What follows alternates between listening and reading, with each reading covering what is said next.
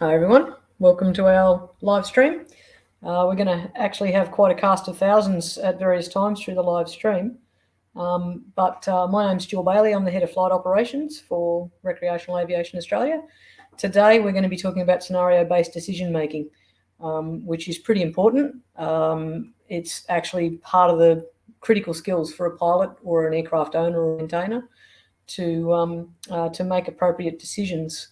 So perhaps the go will be to hand over to our CEO, Matt Bouttell, who will talk about a little bit about what we're going to be talking about, and then we'll be going on with the team. Hi, Matt. G'day, Jill. Thanks for having me here tonight at your live stream. Your camera is a little bit blurry, but we can hear you loud and clear. G'day, everyone. Welcome to 2023 with RAAus. We've got a pretty exciting year ahead of us, of course. Lots of events starting off at Avalon in a few weeks' time. We're very much looking forward to seeing all of our members and the general public down there. But before we get onto that, let's talk about tonight. The purpose of tonight's live stream is really to talk about some real world scenarios relative to the pilot, aircraft owner, aircraft maintainer, and around decision making. One of the challenges we're seeing in our safety stats and accident data is certainly around decision making. So tonight we'll provide a variety of scenarios to help you think about your actions when you're committing some aviation. We'll provide some access to some I've got a mouth tongue tie, to some resources that we've got on our website, and obviously you'll be hearing from our great team and experts tonight during this live stream. Couple of things. I gave an update earlier this month via e-news to our members regarding Group G, so the increase in maximum takeoff weight. We'll have more to say on that. Hopefully, I would think in about 6 weeks. CASA is still sharpening their pencil and going through all the throes of our application, I guess. We're still having some argy-bargy with them. We had a meeting last week, or 2 meetings with them last week, around the new ops manual and tech manual. But there's nothing I'm sure we can't overcome with CASA to get through that. I'm not saying that we'll be implementing in 6 weeks. I'm just saying hopefully we'll be able to share with you some a broader update as to where that's at. But at the moment, it's sitting with CASA. We submitted our application in August last year. Bit frustrating, to be honest. An airline, Bonza was able to get an AOC in about 9 months, and here we are asking for 160 kilos, and it's nearly been that time. So anyway, that's life. We all understand that. The other thing I omitted from my e-news update last week was around CTA access. CASA at the end of last year updated their GA work plan, which originally said they would be updating the regulations to include Class C and Class D airspace access for sport and recreation aviators. They were going to do that in September. That didn't occur. They've updated it now to say February 23, and I just checked the CASA website, still says February 23, but to be honest, I don't think we're going to make that either, because we haven't even seen a draft of that, the Part 103 Manual of Standards. So, look, how long's a piece of string, I don't know, but the good news is at least CASA seem to be committed to that, and obviously we're very committed, as we have been for a long time, to keep pushing that. That's enough from me. Let's get into some meaty scenarios. I want to hand over to Neil Schaefer, who's going to talk through some of the some scenarios, and I welcome Neil here tonight from a stormy Queensland, as I understand it, Neil. That's right, and of course we'll talk about weather decision making as part of the overall mix of decisions for pilots as well. But right now, thanks Matt, thanks for the introduction, and welcome to all our audience tonight. First of all, we want to have a look at a couple of operational scenarios and some pretty common ones, and I guess ones that are fairly topical at the moment in regards to flight activities and air proximity events. So the first scenario we'll look at is a real case where a pilot, a recreational pilot, was joining the circuit and was knew the airfield well, and that circuit area and that location also had a number of different mixed operations, including gliders. The pilot joined the circuit upwind, and found themselves in a direct collision course with a glider-tug combination, actually in between the glider and the tug almost. An evasive action was required by the pilot joining the circuit, but also the glider pilot was quite startled, because you can imagine the consequences. They're trying to stay in a managed formation to avoid a tug upset or an upset in that towing combination, and an aircraft's on a collision course with them. So their ability to manoeuvre was quite limited. Fortunately, there wasn't a collision. It possibly would have been catastrophic. But I guess one of the questions we've got to ask ourselves is that, having interviewed the pilot and identified that they were aware that there were gliding operations, what was the decision making that went into the planning of the arrival of that circuit to put themselves in a collision course with known operating traffic? And I guess we'll talk more about that later. The second scenario we want to talk about was an instructor was conducting training and upper airwork exercises in the vicinity of a well-known published VFR waypoint. That waypoint happens to be dividing between a couple of airports. It must be an inbound and outbound point that's common. And they were conducting airwork in a block exercises from 1,500 feet up to 3,500 feet. During the hours training lesson, the pilot and also other pilots that were involved reported two air proximity events, and one of them was extremely close as the initial training aircraft was descending at a high rate during the manoeuvre. So again, we can ask ourselves, we talk a lot about air proximity and near misses. What sort of decision making is going on when we put our aeroplane in a position where there's potential for increased amount of traffic and the risk of collision? And this has been something that's been talked about a lot in recent weeks and certainly recent months, and it's an increasing area of risk for RAAus. So we'll have a look at some of the things that we can do, and of course we'd like to hear from yourself about some of the strategies that you might employ as we get later on in the live stream. So Jill, I might hand over to you to have a look at a couple of scenarios as well now. And you'd like to walk us through a different aspect to decision making. Yeah, thanks, Neil. The scenarios you've given there are pretty could apply equally to any airport, really, but they are based on real world reports that we've had.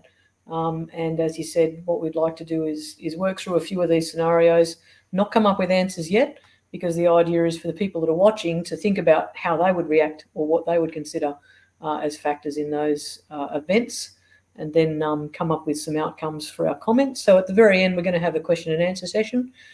Throw your comments up in our feed at the moment now, but we will be talking about and responding to comments at the end of the scenario. So thanks, Neil. My scenario talks about something that's quite relevant for all of us at the moment, with all of the challenges we've been facing over the last few years, and we'll talk about a few of those factors very shortly. The pilot hadn't flown for 6 months, and because they owned their own aircraft, the aircraft hadn't operated for 6 months. Therefore, there are a range of factors that needed to be considered, and full credit to the pilot. There were actually some actions that the pilot did, which I'll explain in a minute, that went some way to addressing those issues.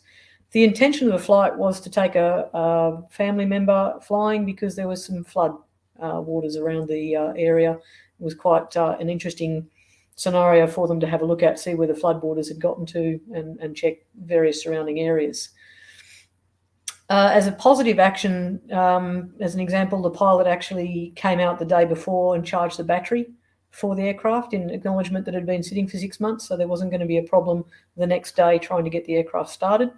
The pilot also asked the passenger to sit out in the car and leave him alone while he pre-flighted the plane, and also while he sat down in the cockpit and did what we call armchair flying. So effectively working through scenarios of what might occur, thinking about radio calls, thinking about how the circuit's going to be managed. So full credit, as I say, that the pilot actually considered these actions before going flying. There were other factors that probably affected the performance of the aircraft. It was a hot day. The passenger was quite heavy in comparison to the instructor that the pilot had flown with last. Obviously, we've got lack of pilot recency, we've got stale fuel, we've got potentially flat tyres, etc. So have a think about how you would handle that scenario if you're the pilot in that scenario, which is actually quite real to many of us, not having been able to fly for a variety of reasons. But what I'm going to do now is actually hand over to Jared, our Head of Airworthiness and Maintenance, for some scenarios in relation to aircraft use and operation. Thanks, Jared. An example that comes to mind is a very honest reporter, was a Foxbat owner, and he had 1,000 hours of trouble-free aviating. He'd never run into any concerns, had any incidents. But he hadn't flown for many months. The weather was good, and he had a meeting to attend. He came down to the aerodrome and he carried out a daily. He checked the fuel quantity, etc., and everything was good to go. But shortly after takeoff, and at approximately 200 feet, he observed that the cylinder temperatures were getting hot and it was increasing rapidly. So he made the quick decision to turn around and come back and land. And immediately on full stop, he turned the engine off. So he'd waited for it to cool down and checked the coolant. It was empty. He had placed some water in it and found it was running out onto the ground. And on inspecting that, noticed that the coolant hose to the water pump was dislodged. Now, what I mean with this reporter being very honest was that he hadn't hidden his mistake. He was completely aware of what had transpired in this case. And flying is all about routine, and a thorough daily inspection should be about routine as well. And this is established with using the manufacturer's tech checklist to ensure that no items are missed. And a lot of occurrences that we have seen in recent months is all to do with aircraft standing for a long period of time. So I'm just going to go run through some tips about aircraft that have been not been in use for 6 months or more. Is don't rush getting the aircraft back in the air. Right? Everyone thinks they're going to go flying on Sunday, and that's the outcome, is to go flying that day. But you need to be confident in yourself and confident that the aircraft is fit for purpose. So you need to ensure that all scheduled maintenance requirements that are due are completed, and the aircraft can't be flown if the annual inspection is overdue. And I would recommend that the annual inspection be carried out early anyway. But however, if it isn't, carry out a thorough pre-flight inspection in accordance with your manufacturer's procedures. But some basic tips, as Jill mentioned before in the previous scenario, about fuel. That's a common occurrence, and really need to take extra care to ensure that it's still usable. If it's been stored for a long period of time, especially in warmer weather, petrol can oxidize to form peroxides, and these compounds can attack rubber and metal, and it's going to deteriorate the fuel hoses and fuel pumps. When an aircraft's been sitting for a long period of time as well, insects in pedostatic systems and birds' nests, in areas that you wouldn't particularly, think that they would be. So inside the tail cones and around aircraft control systems. Tires, they can develop flat spots if they've been sitting for a long period of time. And normally it's not an issue, but once it's back in use, they'll be able to resume their normal shape. Tire pressure, because the volume in aircraft tires are smaller as compared to car tires, a small leakage is going to have a bigger impact. It's going to reduce your performance on takeoff. So check the tire pressure. Batteries need to be removed and charged. And lastly would be to wash the aircraft. Washing the aircraft by hand is going to enable you to find defects in much more detail than if you're just looking at it with your eyes. Actually, the last point then would also be to ensure the aircraft is registered. And there's many methods that you can do that through our app, through the member portal, and on our website. We'll pass you on to Marty. We'll go through some instructor scenarios.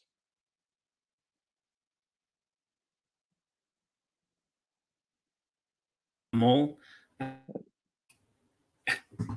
Now I'm unmuted, so you can actually all hear me. Thanks, Jared, for the introduction there. And hi all, I'm Marty Peters, and I'm the Assistant Head of Flight Operations with RAAus. And fortunate enough, I've been in the role now, coming in on 4 months, which is fantastic. So I'm just going to share with you guys a little bit of a personal view that I've had. And I've been recently operating on a 90-day extension with that coming due in early February. So trying to find the time there to complete this this flight review, juggling work time and social time is always an interesting thing. So to get this senior instructor and the CFI rating renewed, I did find the opportunity, and I conducted that last week here on the east coast of Australia. It was planned for a morning flight with the understanding of local weather here on the coast. We can get some possible low fog or low visibility. On the day, however, my departure was beautiful out of Maitland. We had clear skies, except for at our destination. And at the destination was a bit of low-lying cloud in the vicinity. I did have a report from a pilot on the ground giving me information that I had down to 1,500 feet, which is good considering the ground level there was, I think we're at 20 feet on the ground for the location of landing. We did have inters of 500 down to 5K vis, and cells were broken. They should have improved in the next hour. So I had about an hour flight heading up to the location. And the great thing I did have is Taree, which was a little bit around about the 15 to 20 nautical miles south of my destination. And fortunate enough for me, it was available with all the nines and clear skies. So prior to departing, in my mind, I actually had that my arrival was not my destination where I was to conduct the flight. It was actually Taree. So I was working on the idea and the fact that Taree was going to be where I was going to land. And if I was lucky enough, I'd make it to my destination to complete the flight review. Fortunately, on the day, I arrived at the destination. There was still a little bit of low cloud, so I conducted up to 2 orbits and assessed the area. And fortunate enough for me, it cleared, and I was able to come in and land, and then conduct the rest of the flying later throughout the day as weather passed through. So where that leads me into is the idea of working non-compliance problems and items relating to an instructor's readiness.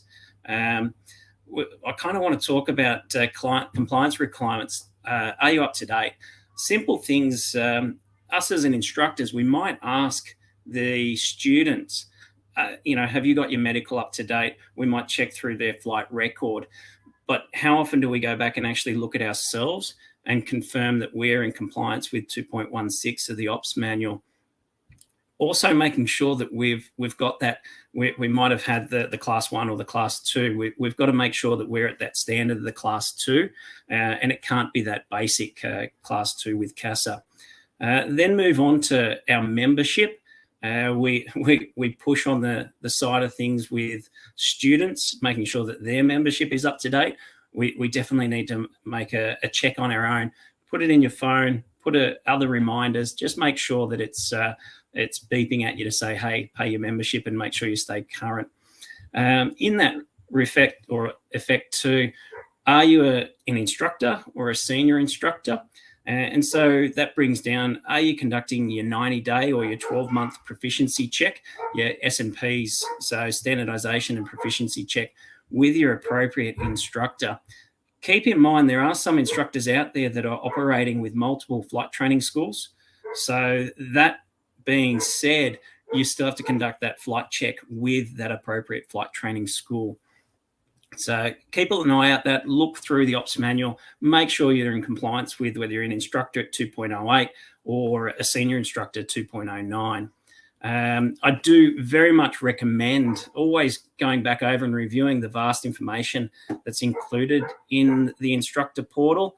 Definitely download or get into it and go through each item just maybe once a month. Occasionally we'll update it and put some new information in there. I do want to make sure you look back over the training syllabus and keep on top of that. You've got to question yourself. Are you training the students to the standard or even above that standard? And then if you think to yourself, well, maybe I need to brush up on my briefings, go to the firm, have a good look through that. Maybe you might find that you've got a little bit of a problem, individual, member, student, and find different ways to be able to work through that. So they're the kind of the information that's out there for you, for your resource. Reach out to that or talk to us in the office and give us a call. So at the moment, I'd like to look at handing over to Jill, and I'll bring you back into our head of flight operations with Jill Bailey. Thanks, Marty. So let's review what we've had as scenarios, and don't forget these are real world scenarios. This isn't us making things up. This is based on reports that you as RAAus members have put forward. So we had Neil's scenario. We had an upwind join at an airport with mixed operations, which is pretty typical of most of our operations. There's gliding ops, there's helicopters, flight training, private ops. There can be parachuting, any number of different types of operations. And here at Temora, we're lucky enough to have warbirds in the mix. So let's consider what we need to do as pilots when we're thinking about operating at those sorts of airports, whether we're flying into that airport for the first time or whether we're departing from our home airport. We also had Neil's other scenario of the instructor conducting training and upper air work, and they were operating in the vicinity of a VFR waypoint on the way to a quite busy regional airport. As instructors, what would we need to consider when we're doing that exercise, and what things can we do to reduce the potential for conflict and air proximity events? Because as Neil noted, there were 2 air proximity events during that one training flight, which is a little bit of a concern. So I'd like to remind or ask everyone that's viewing to put some comments in, put some questions in. We're going to be doing Q&A a bit later this session, but I'd love to hear your thoughts about those scenarios.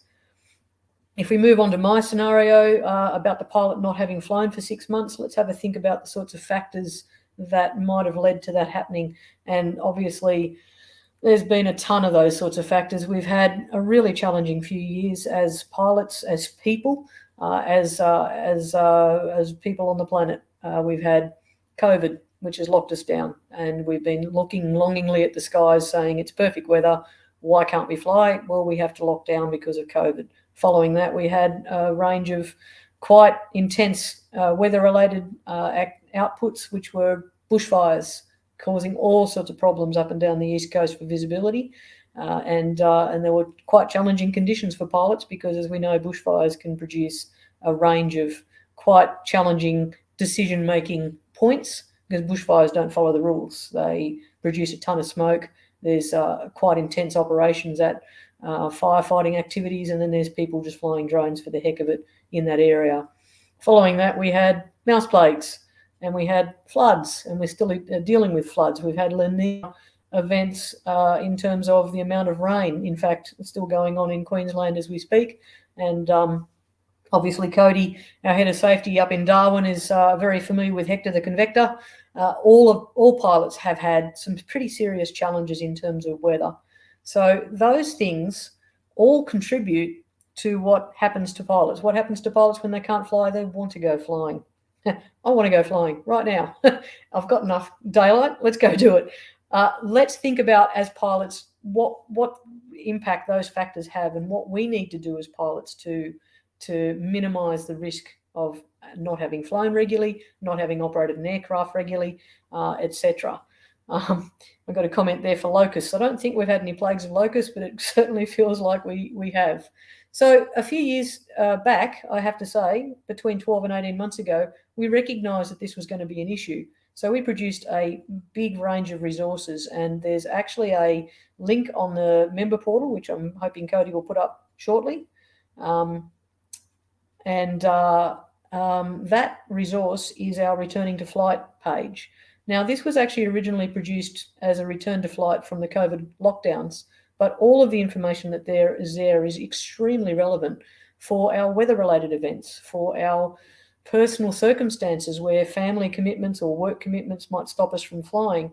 And as Jared quite rightly pointed out earlier, And the biggest challenge is we say, I've got this weekend, I've got Sunday available to me, I'm going flying. Now, that might be all well and good in our world. We might have aligned the planets as far as our family, our work commitments, and all the other things that we need, but the weather might not play the game, the aircraft might not play the game. There might be a NOTAM at the airport that actually stops you from operating. There's a very unusual NOTAM, as an example, at Temora, where we're not using a runway because there's explosive starting devices for one of the warbirds at Temora Airport, so we can't use one of the runways. That's unexpected. The runway is perfectly sound. It's just that there's a problem with using that runway in the vicinity of those explosive devices. So, you know, if I was a standard pilot operating at Temora and I just looked out the window and said, yep, great, got a great day, let's go flying. If I don't read my NOTAMs and I don't do my preparation, I could be operating on a runway that is actually closed. So all of those things were factors, as I said, we put together. We've got that returning to flight from our Safety Focus website in the member portal. So log into your member portal area to start with and follow that link. There are some incredible resources, including some very detailed information from the Airworthiness Department in terms of returning aircraft to readiness, some resources from us in terms of getting yourself ready, and a whole heap of videos, links. And it's not just RAAus resources. There are actually a massive range of resources from CASA, from any number of places.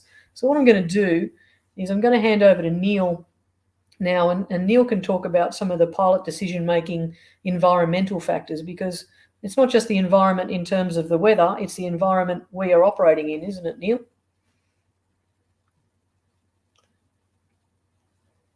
And you're on mute, Neil, so whatever you're starting to say, I'm sure it's pearls of wisdom, but we can't hear you. It's a very important point. You know, when we talk about environmental factors, sometimes we just think we're talking about the weather, but our environment has changed in aviation. Our season has changed. We're returning back to flight after a long hiatus.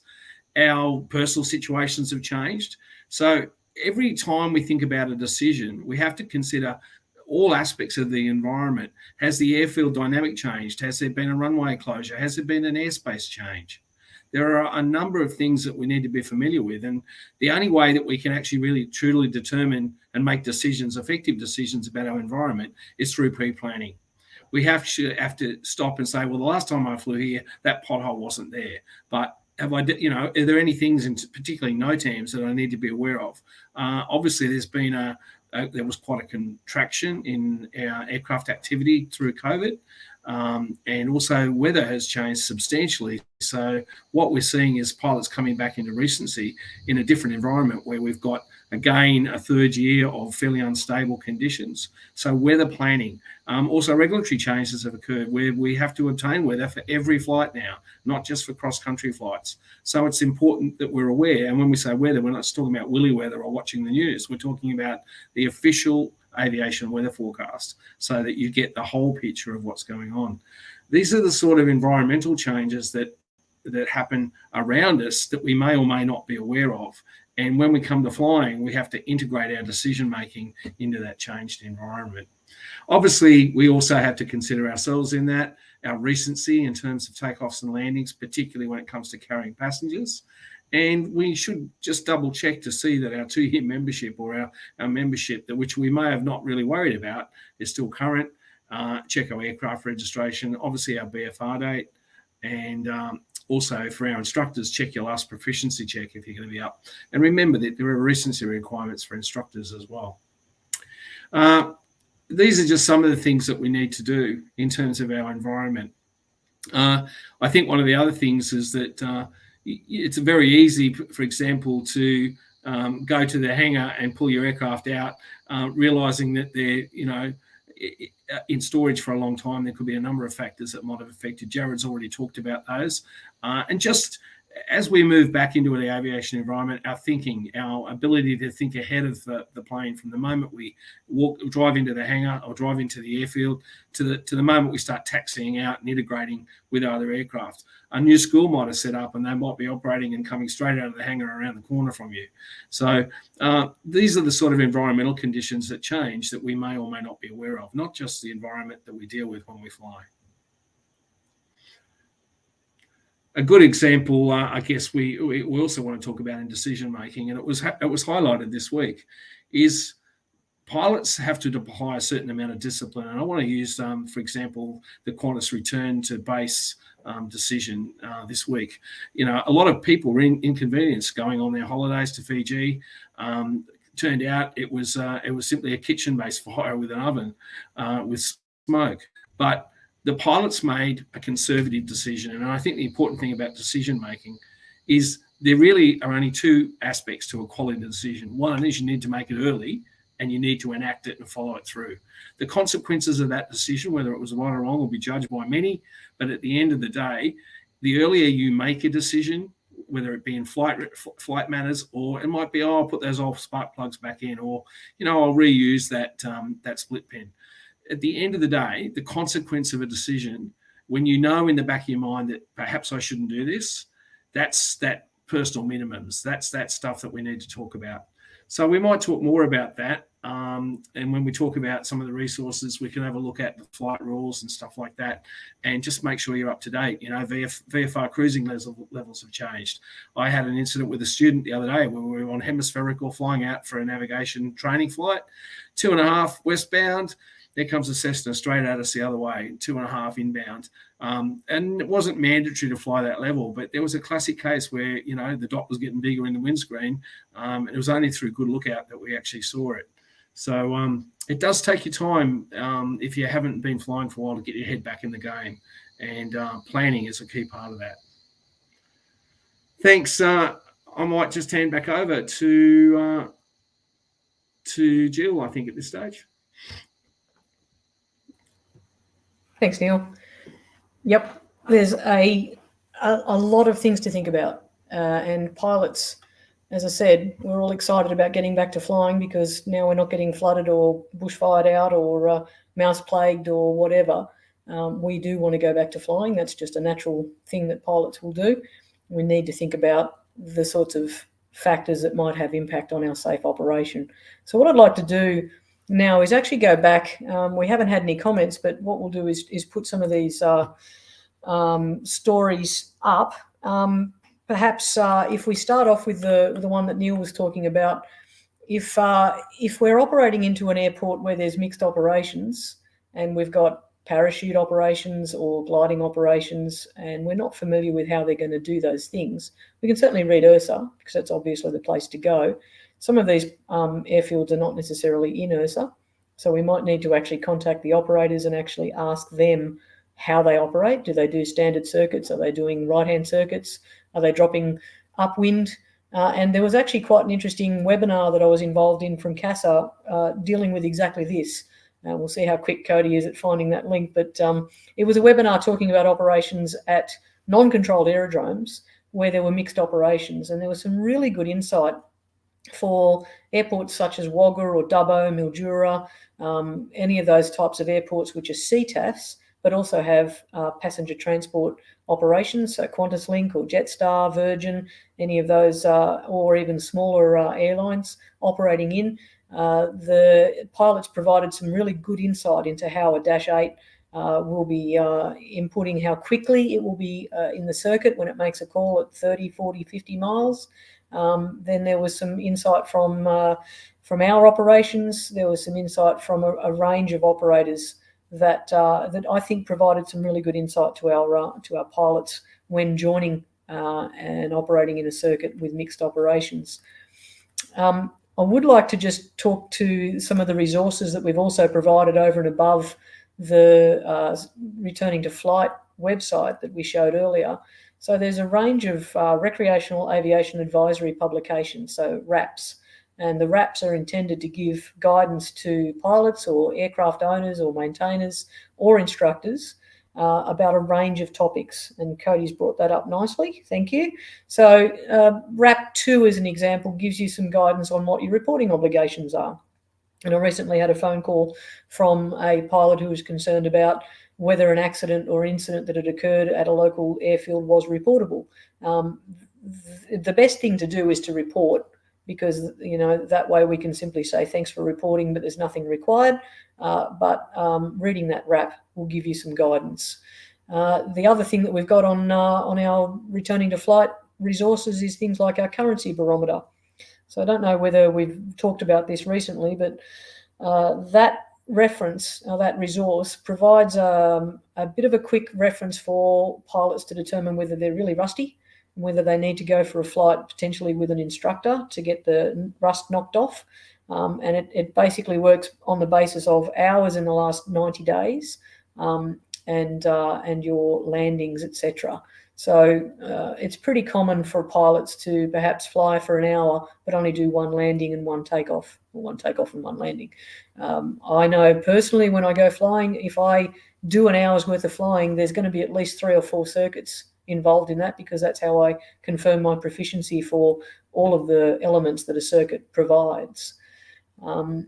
There's also personal minimums checklists, which we've also got on that resources page, which can give you some guidance as to whether your personal minimums have been met for the flight.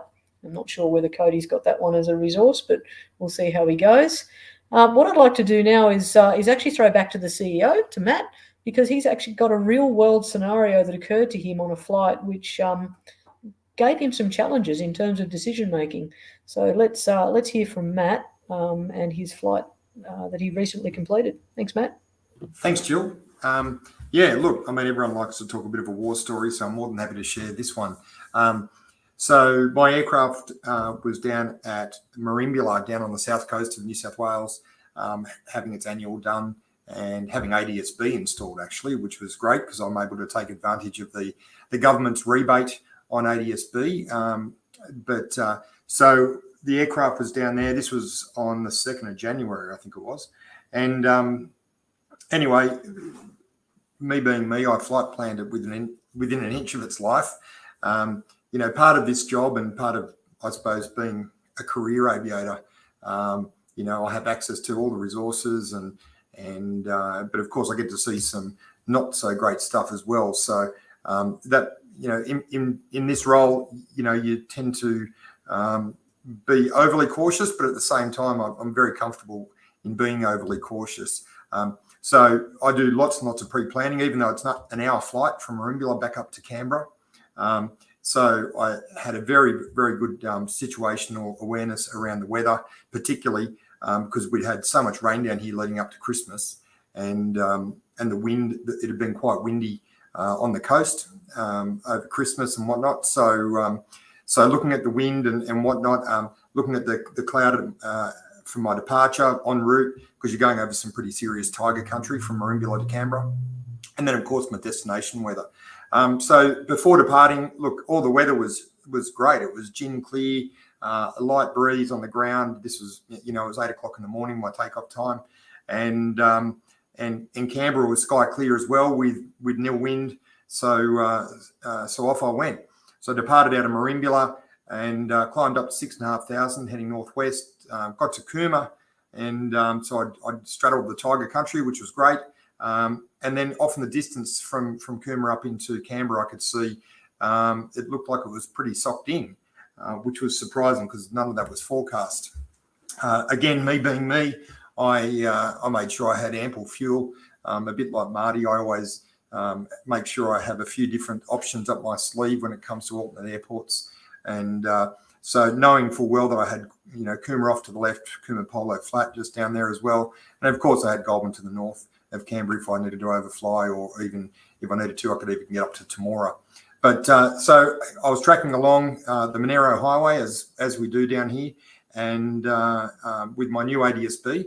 And then I realised that, yeah, it looked like Canberra was pretty, you know, there was a layer of probably 1,000 feet of cloud, probably about 7/8, so broken cloud, broken to overcast, sitting somewhere from where I was sitting. It looked like it was about between 4,000 and 5,000 feet. So before arriving at the VFR reporting point, I decided to do a circling descent. And as I started doing that, you know, one of the great benefits of ADS-B is that your flight ID or your registration is squawked to air traffic control. So they're not just seeing a paint with a 1200 transponder code, they actually see your registration. Of course, some people might be concerned about that, but certainly not me. I'm very happy for them to see what I'm doing. Anyway, so they called me up and they said, Alpha Bravo Charlie just confirm ops normal. I said, yep, no problem. I'm just descending down to get below some cloud. And they were fine. And we had a bit of a chat about when I'm going to get my clearance. And they said, oh, look, because you're going to be down at 3,500, you'll get your clearance on the boundary of the control zone for Canberra. And so no need to keep speaking to centre. So that was fine. So I descended down and I assessed that the cloud was sitting just above 3,500. So really just above where I was flying. But because of the height of the terrain, I was certainly within the VMC criteria. I know the terrain down here pretty well. I've lived down here for quite some time, but notwithstanding that, I also knew where I was going to track to, a place called RAAus. And there's, it's almost in the valley heading up from the south. So, straight away I started to, risk assess, I suppose, what are my options? What's going to happen if I get into this valley and that cloud descends or whatever? What's plan B? What's plan C? I'd assessed that there was ample room for me to turn around, and I was certainly going to do that before the cloud, before I end up in the scenario with in the cloud. But there's many a good pilot who's ended up in cloud not meaning to be in cloud, so I was very aware of that as well. I knew that ATC were watching me because I had my ADS-B, and I could see actually in the distance, I could see that quite a long way. Even though the viz was a bit scratchy, I could see quite a long way to the north of Canberra. So I knew that there was no cloud between me and the north of Canberra, which was good. But notwithstanding that, I still wanted to make sure that I had all of those plans. Of course, all the greatest plans in the world, are just plans, are just that. And just before I arrived at RAAus, there was an inbound jet, Qantas jet with a medical emergency and called PAN.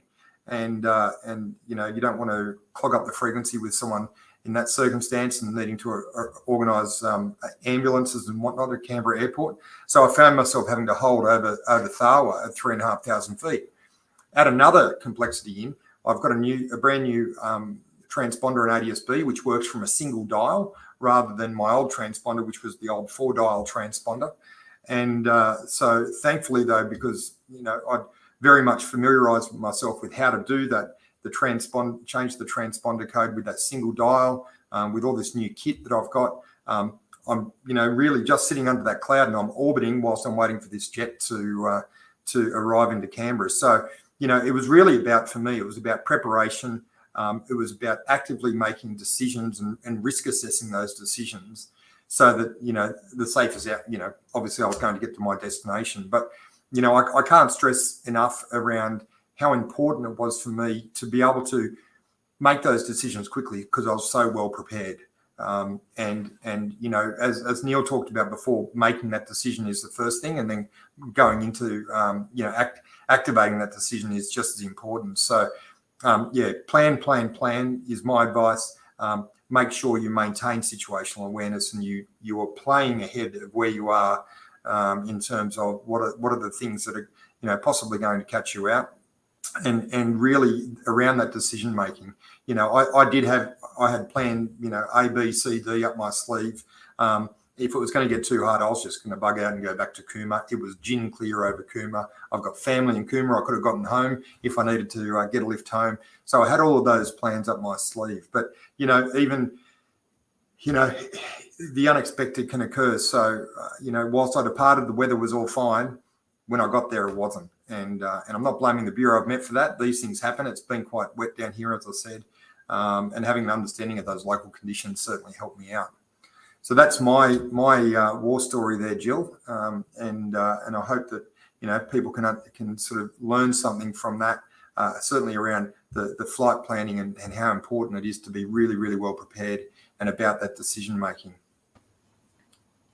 Awesome. Thanks, Matt. It's great to have real world examples like that. And as you said, we can plan for what we have forecast, and we appreciate the work that the Bureau of Met does. But circumstances change. La Nina has done some really weird things with weather. So we need to have that planning. One of the interesting things I think we don't talk about enough is our own psychology as pilots. So do we assess ourselves? Are we risk takers? Are we conservative? Have our experiences led us down the path of being conservative? I'd say, Matt, probably for both of us, because we've been involved in aviation in the spheres that we have, we probably have become more conservative, I'd say, than what we started out as. And what I'd like to do is prompt again our listeners and watchers. I'm glad that we've got some people watching, and I appreciate you taking the time on a Tuesday night. I put some comments up, and maybe what we'll do is get the whole team back, and we'll do a bit of a Q&A on those scenarios and see what we can come up with. I know Neil's got some other points that he'd like to talk about. But as I said, what I'd like to prompt people to do is actually think about their personality in terms of how they accept or determine what risk level they believe is appropriate. Because we certainly have conversations with pilots, and when we prompt, we say things like, did you consider the fact that the weather might have changed, or did you consider the fact that the tyres being a little deflated might have actually, increased the takeoff distance of the aircraft? And often what happens is the pilot hasn't actually given those a lot of thought, or the pilot hasn't considered what their personal risk appetite is. Now, it sounds all very, buzzwordy if we say personal risk appetite, but let's just put it into a real world scenario. If you're in a car driving along, because that's an action that we do all day, every day, and we've all driven cars for most of our lives, and you come up to an intersection where you believe there's a possibility you could get ahead of that car that's coming up to the intersection roundabout, are you inclined to maybe put the boot in and zip through that roundabout? Or are you inclined to say, no, in this case, I'll stop and let that person go through? It might be a little old lady or a person who's not as comfortable driving, and, let's give them a bit of courtesy. And does that change if we're in a hurry? Yes, I would say it does change if we're in a hurry. If we're in a hurry, we're going to put the boot in, we're going to zip through that roundabout and cut someone off because, we're in a hurry. The same principle applies when we go flying. We might be in a hurry to go flying because we haven't flown for 3 or 4 months or longer due to a range of factors. So I'd just like everyone to consider that as we bring the rest of the team back in, so we can perhaps talk about the scenarios that we've had. So let's get the whole gang together. It's going to be a really crowded screen, but that's okay. It's all good. So let's throw that to the team, and this is going to turn into a potential bun fight, but I'll throw it out there and say, what sort of factors should pilots be considering when they're returning after a long break? What have we learnt from our occurrence reports that we've gotten? And maybe I'll throw to Neil first so we don't end up with a bun fight. And Neil, you're muted. Thanks.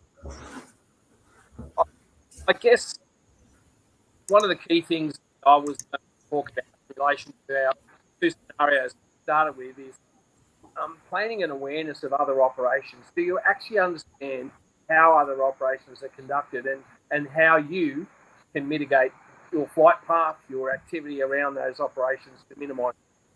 I think that's the first thing. And like a lot of us don't understand that we look out for the aircraft on base and final as we go to enter and line up.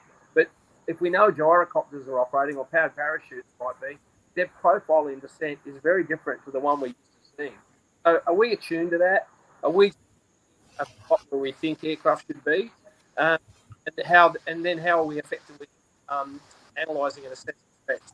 So I think these things can be easy to forget. And there is that very active lookout, and also building that situational awareness. So that's one thing. And I think the other thing is we talk about active versus passive scanning. We all talk about the Volvo driver that said they didn't, but do we actually know how to conduct an active scan so that we actually identify threats?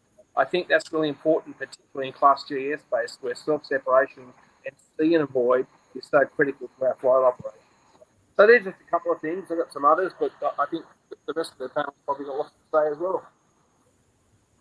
Awesome. Thanks, Neil. You've got probably that storm causing a little bit of blipping to your transmission. You're probably reading about 3 at the moment, but I think we got everything we needed from that.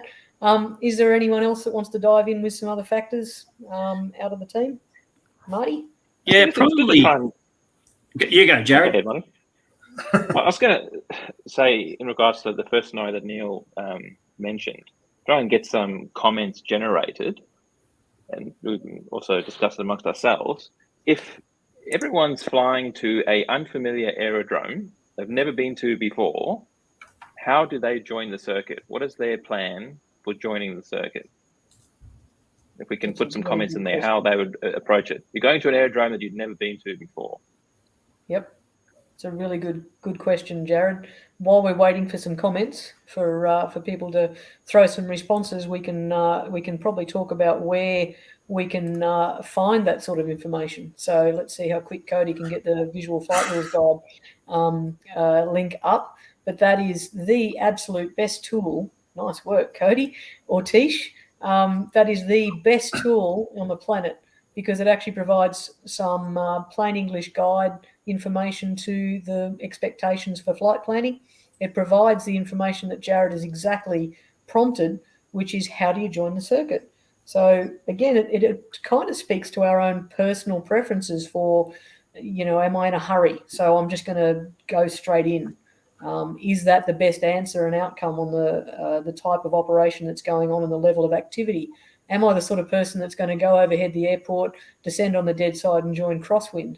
Do I know where on crosswind I should be joining? Because, it does change. The rules That's do. me. Yep, that's you. So there you go. That's Jared's me. made a decision to be a bit conservative and say the best possible way for him to join is to go overhead, work out where the traffic is and join on crosswind. And I'm kind of the same.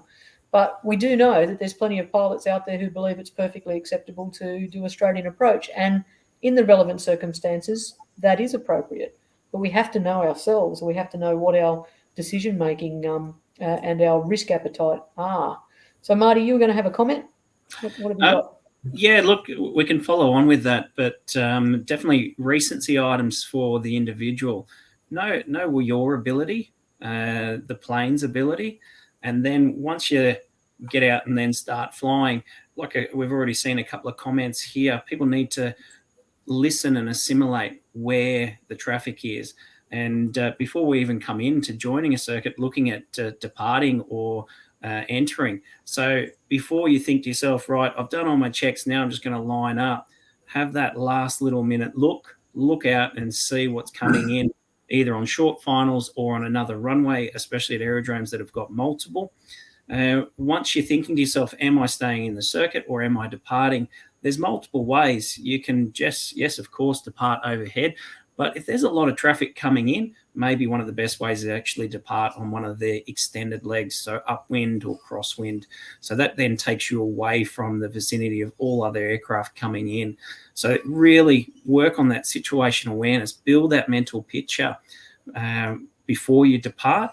And then when you're coming back and arriving, start to have that listening watch a little bit early so as you can get a real understanding of where the traffic are, hopefully have a bit of an understanding of their intentions, what they're looking at doing. And okay, maybe you've got to play a little bit of that role of an air traffic controller. Don't be telling other people what to do, but start predicting where are they going to go and where are they going to end up for yourself. That's you can an awesome comment, Marty. To join in. Say again? That's an awesome comment because it leads nicely to, it's not enough to just know the situational awareness of where other traffic is. It's also really important for you to think about what the other pilot needs. And that's one of the things we talked about in the CASA webinar. It's not enough to say, oh, well, I'm going to depart. I'll just continue on runway heading and depart and just give a call on departing. It's not really helpful to the other pilots. You need to actually say you're departing on upwind to the south and climbing to whatever height you need, because the pilots that are coming in from the north can then know that you're not going to conflict. But if you are going to climb out overhead and then depart to the south, you also need to tell people that, because otherwise they don't know where you're going. So it's not just the situational awareness, it's also making very useful radio calls and being thoughtful about it. But Jill, Byron, I was just about to point to Byron's comment there as well, because great to see you on here, Byron, watching on YouTube. But certainly it's one of my best friends too, I've got to say, flying recently up to Temora. It's a pretty busy airfield up there. Part of all of it of being a pilot is getting that situational awareness. And if you don't believe that you've got it, take a deep breath. And and for me, I remember I was flying up to see Jill actually, and I was flying inbound, and I think there was 3 aircraft operating in the circuit. And I didn't really know what they were doing other than flying. So I decided to make an orbit, make a radio call, tell them what I'm doing and where I am, and really just gave me that time to build that SA before I actually, jumped into that hornet's nest, knowing, and being prepared for it. Now, let's be clear about where you conducted that orbit, Matt. I was more than 10 miles, Jill, and I was actually on the area frequency. Excellent, because that's also a problem, isn't it? We might think that conducting an orbit in the circuit might be helpful, and occasionally it could be, but it also could be quite a dangerous activity, and that's probably going to throw a whole heap of comments up, which is great. Let's get that happening. So when is it appropriate to do an orbit in the circuit? I'll throw that out there to the people watching and listening. What's the brains trust view in our RAAus world? Neil? Well, regulation says that all turns should be in the direction of the established circuit as published in IRSA. So the minute you do an orbit at a non-controlled aerodrome, you're actually in contravention of the regulation. In a controlled airport, under air traffic control, they can certainly request people to do orbits, and it's quite common Class D operations. But that's where an external party has got some degree of separation responsibility and awareness of what's going on. The minute you turn and conduct an orbit, particularly on the live side of a circuit, you're actually in contradiction, at least for half of that circuit, with the traffic flow. And you may or may not have identified that traffic, which may or may not be carrying radio. On the inactive or dead side, orbits over that side, to a lesser degree, are less likely to avoid collision. But remember, most people that are prudent will be considering joining and descending on the dead side to arrive at a crosswind join point. So if you're orbiting and descending, you've got an extra funnel of airspace that you have to manage in terms of separation, some of which you may not see, depending on whether being in a high wing or a low wing aircraft. So again, we're talking context, aren't we? We're talking about where the orbit is appropriate and where the orbit might actually cause some problems. So Byron, that's a really great point. Thank you for bringing that forward. Marty, did you have a comment on? Yeah, look, I see it quite a bit, and you hear people do it. The idea of wanting to, and they'll make that call, we're joining from a high downwind. And it sort of blows my mind a little bit. They're automatically thinking that it's okay to come in on a high approach and be in the circuit area and descend down into circuit height. And that really frightens me with the idea, whether it be a high wing and a low wing, you get these two aircraft, one can't see what's coming. So if you're not seeing what's below you, it's a really dangerous scenario. So definitely joining at circuit height in those stages that we need as per Part 91. In fact, the most dangerous thing I think a pilot can do is do something outside of the expected. There have been instances where we've had pilots join on an extended or make a wider downwind or do something a bit different, or even land at 500 feet because they think they're going to be safer, as in come in and approach at 500 feet above the ground, because then they're not going to conflict with people in the circuit. But what they're actually doing is providing something that's outside the standard process and then making other pilots look to find out where the heck they are. So there's a whole heap of really good comments here. There's one from Greg Pointing talking about listen out for existing traffic, reference left-hand circuits if there's no one there, obviously land on the best runway for wind. Now, that's a very good point. Greg, what if you want to practice crosswinds? So we should be practicing crosswinds as pilots for our proficiency. Obviously, we can't be conducting crosswind landings on a conflicting runway to establish circuit that's into wind. So we have to pick our moments or pick our airports for that to happen. But absolutely, do standard things and listen and do your alerted see and avoid. Jenny Herons put a comment there talking about more radio comms between pilots, especially at unfamiliar airports. So not just more calls, but more accurate and beneficial calls. So maybe, Matt, you might like to comment a little bit about the current scenario where it says that the only required call for alerted see and avoid is that required to avoid a conflict. It's a bit of a different world than what we're operating in, where it was you must make this call, you must make that call. What's your thoughts? That's right. But look, CASA's got some. Whilst that's the case, the law says that you only need to give a radio call if you believe you're in conflict in uncontrolled airspace. Whilst that's the case, there's some great publications from CASA. I can't remember. Lookout. I can't remember the name of it, Jill. But certainly in the VFRG as well. and gives you that information about what the recommended calls are. So don't overuse the radio, but certainly make sure that you're doing those recommended calls. And you're giving context that's useful to other pilots. 100%. And the VFRG and the publications from CASA give very, they give you a script, just like in AIP. So, some great material there. Yeah. Marty? Using the radio, it's a fantastic tool. Just make sure, if you can't use the right terminology, plain English, but do get the correct wording out if you need to. So, Greg, not to pin on here. Yes, I like the idea of descending on the dead side and a midfield join. Now, I would recommend there to midfield join, think about the idea where you're joining the circuit, because you're actually joining the circuit at crosswind. So that midfield crosswind, it's not you're joining downwind. Otherwise, you're confusing the idea if someone's coming in on that 45-degree angle on the live side there. So keep that in mind when you're using the good radio calls. Make sure you use the appropriate terminology. Otherwise, it does get a little bit confusing. But definitely use the radio, guys. So one of the best resources I think we could be doing as pilots, because we have these wonderful discussions at aero clubs, at bars, or in the hangar or whatever. And if you get 10 pilots in a room, you're going to get 25 opinions. But one of the most important things I think we can do as pilots is actually go to the source documents. So rather than having the argument saying, Bill in the corner and Joan in the other corner are having a bit of a disagreement about where's correct to join, let's go to the source documents. Let's read things like the VFRG. Let's read the information in AIP and actually go to the source. So what else have we got? David Bradshaw makes a comment about pilots operating at an airfield with gliding ops, so aerotow.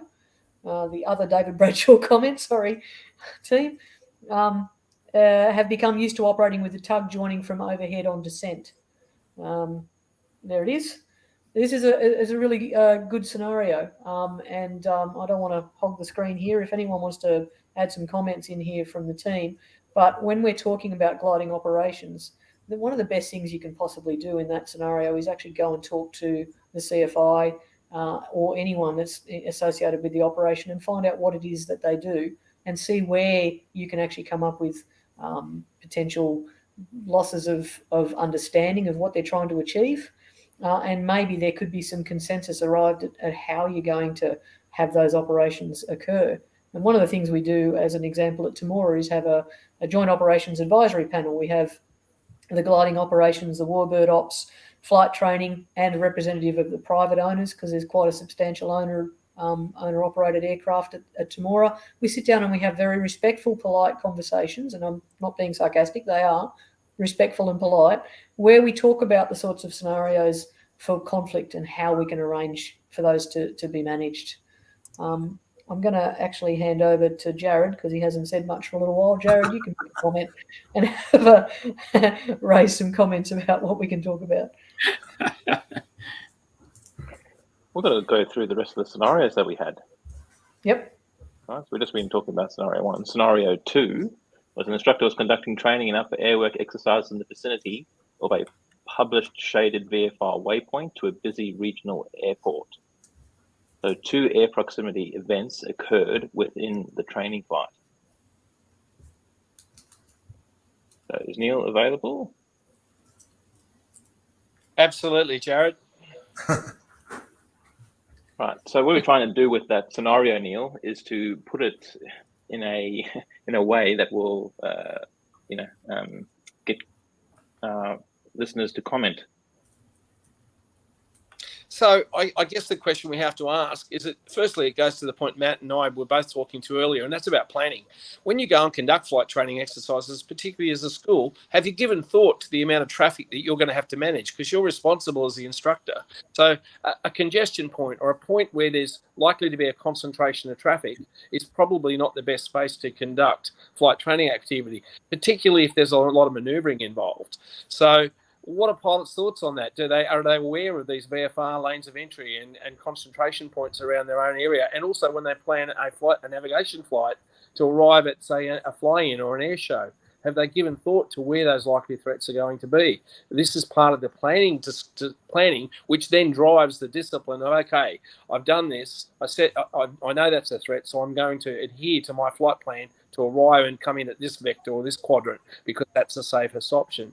Do people think at that level, even when they're going for a local flight, or is it just recreational, so we don't think we need to do that? That's a really good comment, Neil. And part of what we've been talking about is we might not be professional pilots from the perspective of being paid, unless we're lucky enough to be an instructor and get paid to teach people, but we are still capable of being professional pilots. In other words, how we conduct ourselves on the radio is how we're perceived by other pilots. Certainly if you hear someone umming and ahhing their way through a call and not being sure of their position and making errors, everyone can make errors, but it certainly paints a picture in pilots' minds of exactly how capable that pilot might be. So by being prepared with our radio calls and acting professionally, even though we're not paid to be professional pilots, we can actually improve our situational awareness and avoid challenges as well. And that's actually speaking to the other David Bradshaw comment, which says that he always highlights to his students that the radio transmission they make is for the other pilot or pilots, not for them, because they know where they are and what they're doing, hopefully. It's a really valid point, David. You're right. The call is not for your benefit. The call is for everyone else in that area's benefit to work out exactly what the heck is going on. So let's follow Jared's suggestion there. The scenario I put up about the pilot not flying. Sorry? I was just going to say, just following on from that, when we have fly-ins, so like we had the fly-in for fun at parks,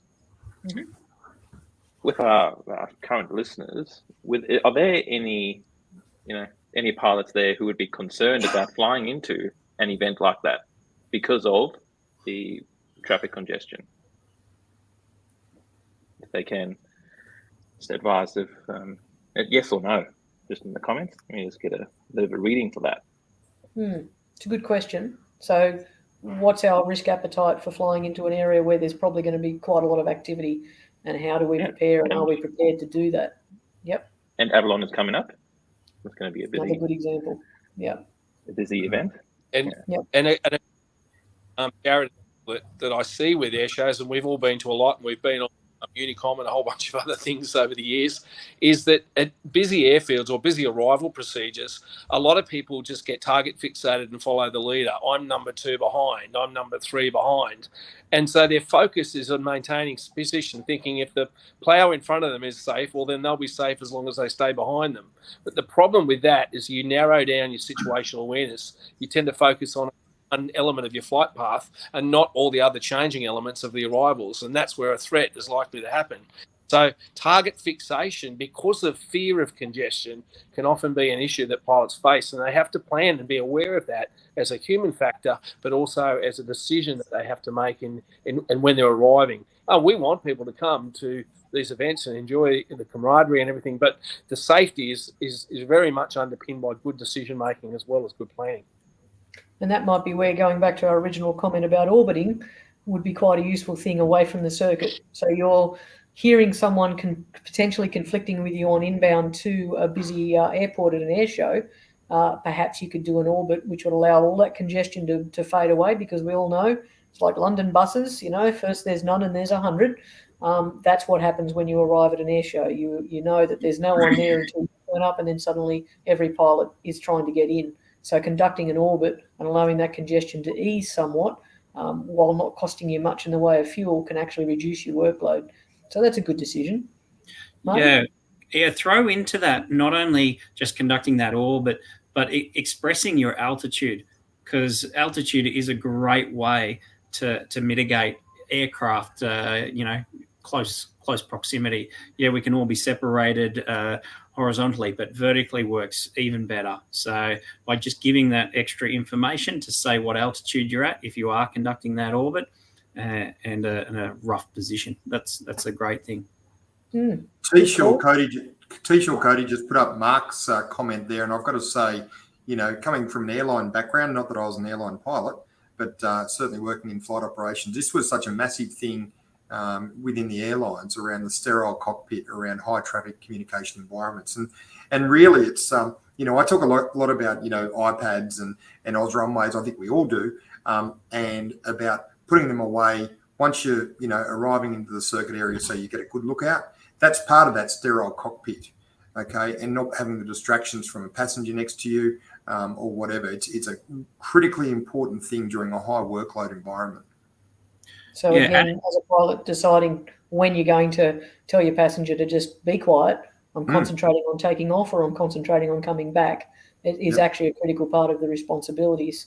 And actually, speaking to that point about iPads and RAAus runways for situational awareness, I did fly into my home airfield recently with RAAus runways active, and we were in communication with another pilot who was coming from a converging course. We were at the same height, speaks to Marty's point, and the pilot was really struggling to actually find out where we were on RAAus runways. And I actually called out in the end, I'm to your left, or I'm at your 9 o'clock at the same height. I can see you. We're converging. I'll turn away. So let's just throw the iPad away respectfully and carefully. Don't damage it. But when we're in a high traffic environment like a CTAF, it's not useful. It's actually going to confuse you and cause problems. And Byron Mills actually speaks again to a strategy that he employed when flying into the Parks event.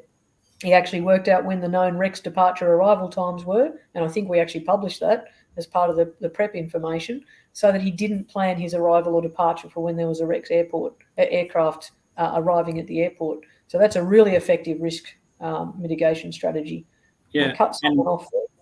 And Matt, to yourself there, using the idea, if you've got a passenger with you in that sterile cockpit prior to your departure or en route into somewhere, give them a short brief to say, look, your eyes are as good as mine. Look out. If you see someone, point it out, maybe use the clock code, or just literally point and give me some options. And that might save a general problematic great event. point, Marty. Yeah. I had the good opportunity to be a passenger on my first trip to Oshkosh, and flying into there, I had that job, passenger seat, and advising where the traffic is, and I was pretty busy. Great experience. Showing off now. Yeah, that's right. You're just making us jealous now. George puts up a good comment down there as well around the helicopter. And g'day to George. I look forward to seeing you in Clare Valley in 2 weeks. But around the helicopter traffic, I did my training at Bankstown, and for the life of me, I couldn't work out what the helicopters were doing at Bankstown. But in and around a CTAF, I think it's really important to get that SA once again by clarifying with that pilot what their intentions are, so that you can plan accordingly. There's a really good comment there from Mark Peters as well, talking about turboprops doing their circuits at 1,500 AGL. So it's a common error that our students are trained to overfly at 1,500, assuming that all the traffic is 1,000. So knowing what's going to be operating into that airport, or just making your personal minimum to fly over at 2,000 AGL to make sure you're not going to run into a turboprop. So that's certainly a really valuable suggestion, Mark. Thank you. Thanks for having me. This is great. Keep them coming. What else have we got? I think there was a question before from, and I'm going to get the person's name wrong, Stepan Nikolic, regarding I'd rather join midfield crosswind than just crosswind. And I think that was about, just going back a couple of minutes when we were talking about, joining from the dead side to join the circuit. I think we were actually saying, and correct me if I'm wrong, particularly Marty and Jill, that joining crosswind for a midfield, at the midfield is what you're trying to get across. Is that right, Marty? So what I hear, and I'll hear it quite regularly, is, and they'll put in they're descending on the dead side and then they're joining midfield downwind. And you know that they're coming from the dead side, they're actually joining midfield crosswind or crosswind, but in their mind, they're thinking they're joining at the downwind stage, where really they're actually joining, midfield or crosswind. So that's the only thing. It's just getting that terminology right. But joining at the midfield, that's fine. Yeah, very happy to. And as long as you're looking out for opposite, like traffic that are already established, either in the downwind stage. So it can be quite a useful tool. If you're a fairly high performance aircraft and you've got maybe a Cessna 150 that's just taken off and they've turned crosswind, well, they're still going to take time to climb to altitude and then turn downwind. So you're probably clear to join at midfield. You've just got to make sure that you give enough separation that you're not cutting them off and sequencing into that scenario. Yep. Yeah, I like doing that join because you're at that level that you can see the other aircraft. Yeah.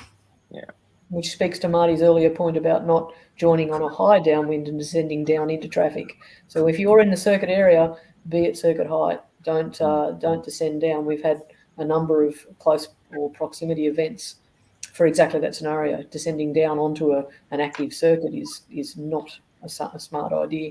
And again, familiarise yourself with the VFRG. There's some great diagrams in there. If you're not sure, ask an instructor.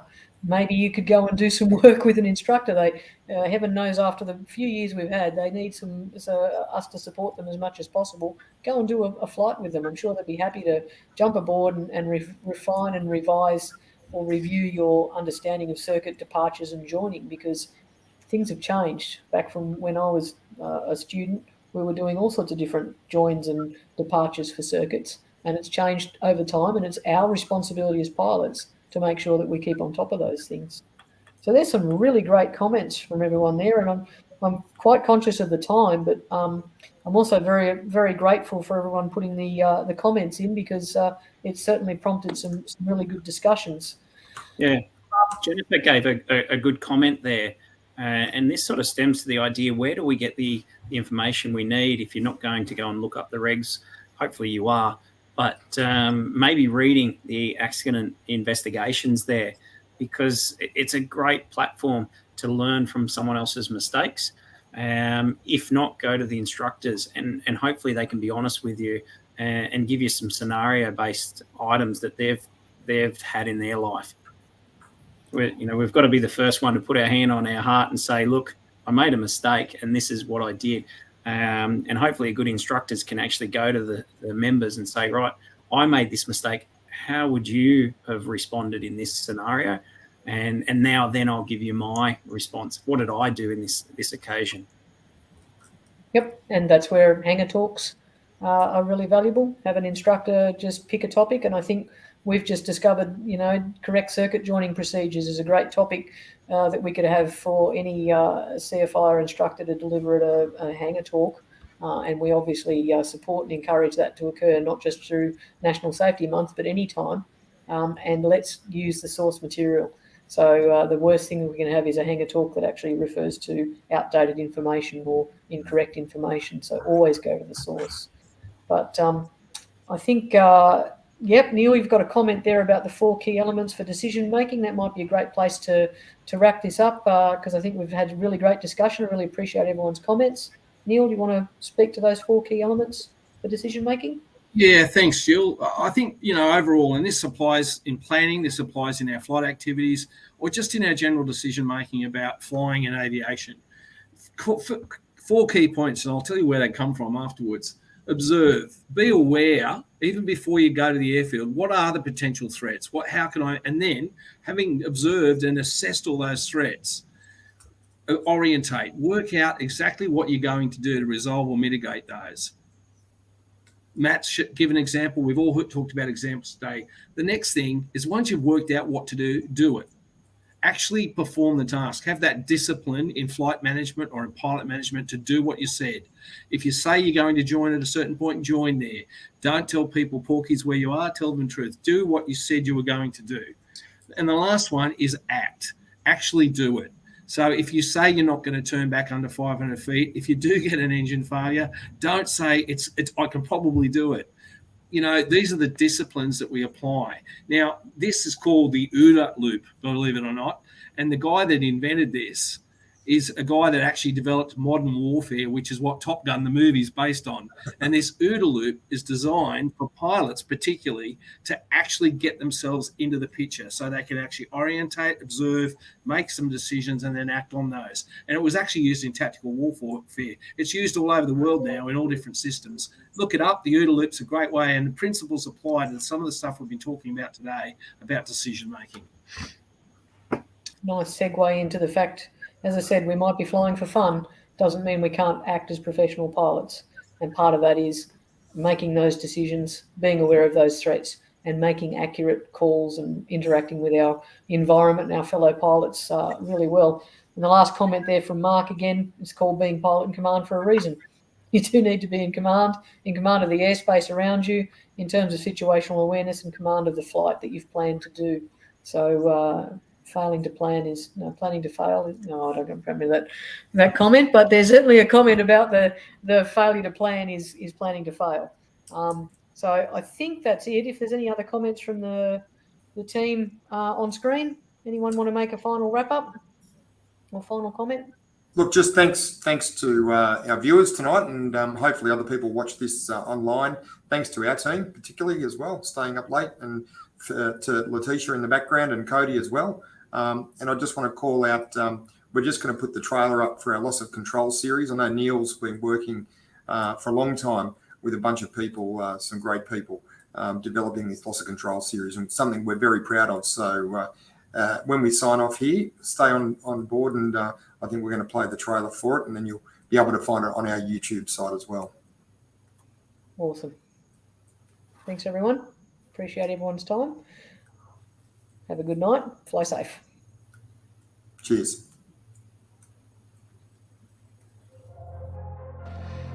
Every year in sport and general aviation, loss of control events are the single most significant contributor to serious and fatal aircraft accidents.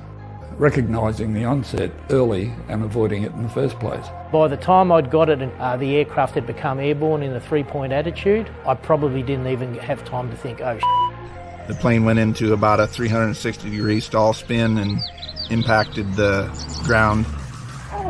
It's a clear stall spin, a high nose attitude and then a stall. As we start to lose visual reference to the natural horizon, we start to lose our situational awareness as to what the aircraft is doing. In this 3-part series, we explore the critical phases of flight where loss of control occur. We look at the primary causes, we look at contributing factors, and we talk to real pilots, subject matter experts, and we delve into the situations and how to avoid these types of accidents. We've used too much rudder to keep the aircraft in balance on a full power climb, for example. And now the aeroplane is very slowly. Now I've gone over. Left rudder and departure. And we've got your visual again. We'll go through right turn just to track away from the houses, mate.